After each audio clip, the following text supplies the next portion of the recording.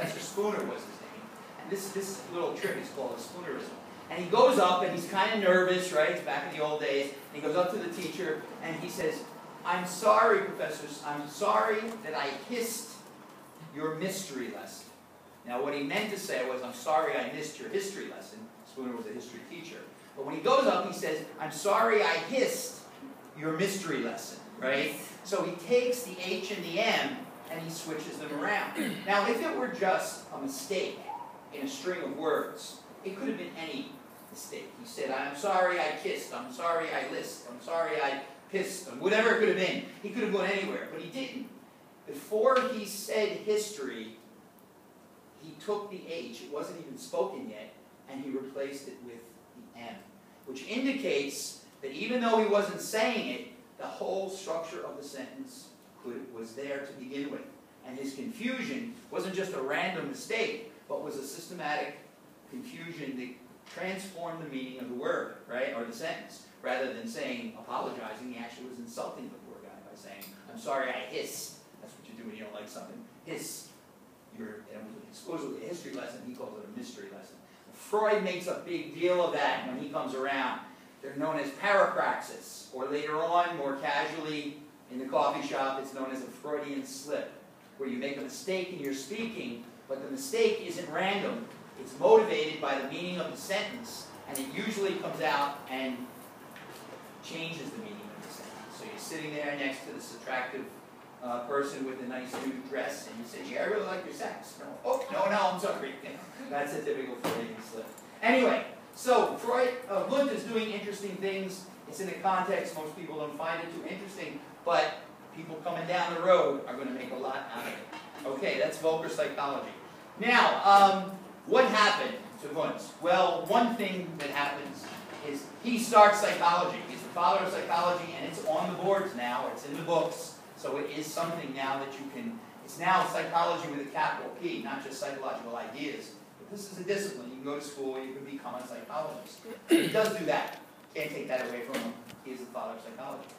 On the other hand, he had a lot of students, which is also great. But students, you know this, you always get it wrong. You screw it up, you don't quite get it in the right way, and then you go out and you spread the word. And remember Gall, right? He was kind of thinking about areas of the brain, and his student was the one who got into phrenology, that crazy crap about feeling heads and bumps on heads. Students kind of killed the point a little bit, because when they went off and spread his psychology, they modified it. They did different things with it. One famous modification that was very dominant was by Edward Titchener. He was a student, he was an Englishman, who went to Germany to study psychology. He wasn't there too long, a couple of years, but when he left, everybody who heard about the new psychology said, "Whoa, look, Titchener is there with Wundt." Titchener decides to come to New York, not go back to England. He goes to Cornell University, and he gives them Wundtian psychology. He calls it structuralism, because he thought what Wundt was trying to do was study the structure, the pieces of consciousness. Wundt actually called his psychology voluntaristic psychology, which means, or what refers to volition, force, and will. He was studying attention and how you attend to some things and not to others, and that was a matter of volition. So he even gets the name wrong, Titchener. But he also then teaches it as strictly experimental, all about this feeling weights, seeing lights kinds of things. He emphasizes as his method only one method that Wundt used, and that was the method of introspection, where you get a subject to sit down and look at the light, feel the weights, do whatever you have to do, and then report your conscious experience. Introspection is kind of like just saying what you're experiencing. Now, Wundt's people were not loose and casual about it. They were trained to really describe what their experience was and not use what Titchener referred to as the stimulus error, right? If I said, "What is your experience now?" right? It frightens me to ask you that question. But what is your experience now, right? You'd say, "Oh, he's talking." Well, Titchener would say that's the stimulus error. You're just putting a word on the experience. What you're experiencing is you're hearing, and he would want you to talk about the sound of my raspy voice, which is gradually dying as the night goes on. and how you're kind of like losing the meaning of the sentence because you're so bored. And he'd want to talk to you, he'd want you to talk about it in detail. So that's what introspection was. And Titchener, Wundt used it, but Titchener pushes it as the main method for studying the structures of consciousness. Titchener was a big thing up in Cornell. They say he used to teach his classes with wearing his cap and gown. I guess that was something more they did those days. I kind of like that in the summer, you know, especially I wouldn't have to be wearing any clothes underneath. But anyway, and people would, by the way, don't feel obligated to do this, but after his lectures, the class would usually rise.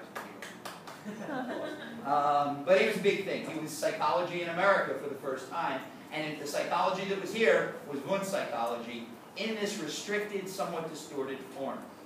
Another, well, let me just, before I leave that, let me just say that, in fact, when Titchener's brand of psychology dies, they attack it on the ground of introspection. They say you can't trust it, you can't do science by way of introspection. So to some extent, Wundt and Titchener get overthrown because of Titchener's slopiness.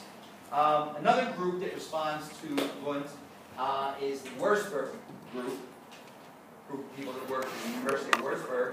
And in particular, there was a guy named Edwin Oswald Kolpe, K-U with an umlaut, P-L-E. And he was also a student of Wundt. And his main criticism was that Wundt depends too much on images and sensation, because that's what he studied. And Kolpe said there's more to consciousness than that. Things that you can't touch or feel or describe, but thoughts that you can have. And he tried to describe in his work this whole idea of imageless thought. So if you think in the name, you're writing down the name Kolpe, write imageless thought right next to it, because some of you are doing it religiously. Very good. Okay, that was his whole thing. And he looked at things like associations, hooking words together, why we would do it that way, how we could direct that. He also looked at a thing called mental sets, where you respond in the same way over and over again, and if you ask somebody why you're doing it, you might not even be able to describe what it is, but yet in your behavior you can see that there's something that's directing the way you respond. You know what would be a good experiment for that? Like suppose I came in and I said, oh, I forgot, damn it, pass around the sign-up sheet. That's for real, I didn't. So I passed around the sign-up sheet. But suppose I came in and I typed, instead of, I wrote my name or somebody's name and I printed it. Now I pass it around, and then one of the things I might want to look at, this is a silly experiment, but it's kind of like what mental set is. Look at how many people also print their name because the first name was printed. Right? Nobody can tell you to do that, but you find that people would kind of conform and respond in a certain way. And afterwards, if a number of you did it, I might ask you, did you do anything special? You go, no, I wouldn't even know it. So there's a restriction on conscious thought that's not tied to any sensory experience or any limitation. They have very nice, elaborate experiments demonstrating mental set. It's kind of an interesting thing.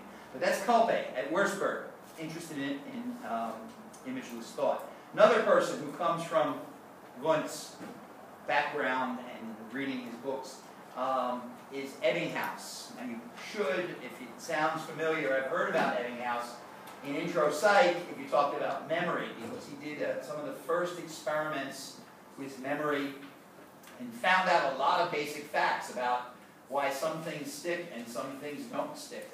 He did it experimentally, as Wundt would want him to do it. And the way he did it was he, instead of using words and real-life situations, which are kind of sticky with meaning, he used nonsense syllables. That's the word with Ebbinghaus. And he used himself as a subject. He would repeat, he'd make up lists of these nonsense syllables that had no meaning, and he'd repeat them over and over again and see how many times he'd have to repeat them until he could remember them perfectly. And then he would recall them several times in a row and watch how the memory faded and how it disappeared over time. He discovered a lot of things. One of the things he learned, something you've heard in school, goes back to Ebbinghaus, that when you study, cramming stinks. Bad way to do it. The better way to do it, if you can do it, is spread your studying out. Spacing increases how long you hold something in your head. The other thing he discovered was primary and recency effects in memory. If you have a long list of things to remember, are you going to remember them all the same? Well, if you think you are, you're wrong. You won't. You'll remember the first stuff and the last stuff, and the middle stuff is the most stuff you're most likely to forget. So you have this